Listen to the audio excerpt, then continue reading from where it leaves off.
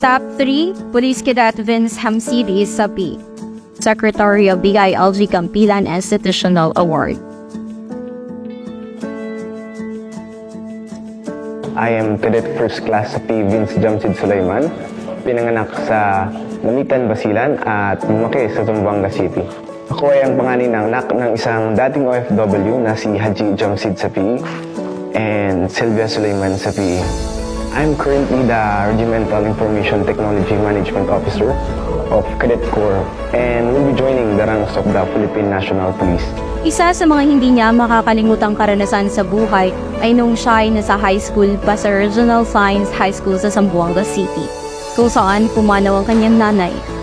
Ang kanyang tatay ay isang OFW, kaya nang pumanaw na ang kanyang nanay ay siya nang tumayo bilang ama at ina sa kanyang dalawa pang mga kapatid.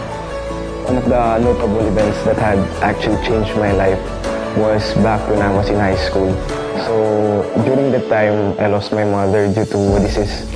So that time, at that really same time, yung father ko, traveling siya to abroad kasi he had to do his job kasi nga OFW siya.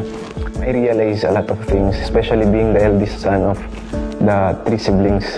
So during that time, ako yung nagsilbing head ng family kasi I was with my 2 sisters. Kaya that same day, sabi ko, I have to do something.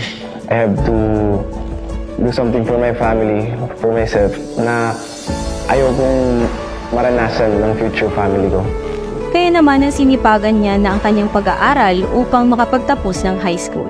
Sinubukan niya rin kumuha ng entrance exam sa PMA CUT, OPCUT at PNPA CUT, kung saan maipasa niya itong lahat. Natapos niya ang first semester sa kursong BS Nursing sa Western Mindanao State University bago pumasok sa Philippine National Police Academy. Personal management, after instilling personal management, life and time management will come along. Ito ang kanyang prinsipyo sa buhay. Dagdag pa rito ang kanyang paniniwala na lahat ng gustong matuto dapat silang lumabas sa kanilang mga comfort zone. May papayo ko sa mga gustong pumasok ng Philippine National Police Academy. Go outside your comfort zone. Growth, it's outside the comfort zone. Yung mga setbacks, yung mga failures, or delays na mape-face natin, don't take it as a problem. Take it as a redirection na there's something for you. There's something better for you. I always believe kasi na things always happen for a better reason. Kaya ka andyan kasi may better plan ng Diyos para sa'yo. Nagbigay din siya ng isang makabuluhang mensahe para sa kanyang mga kapatid na Muslim.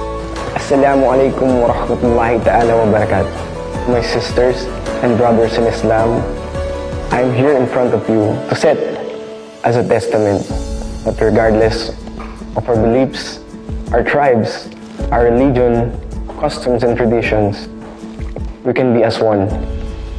We can be united as one Filipino people for the betterment of our nation.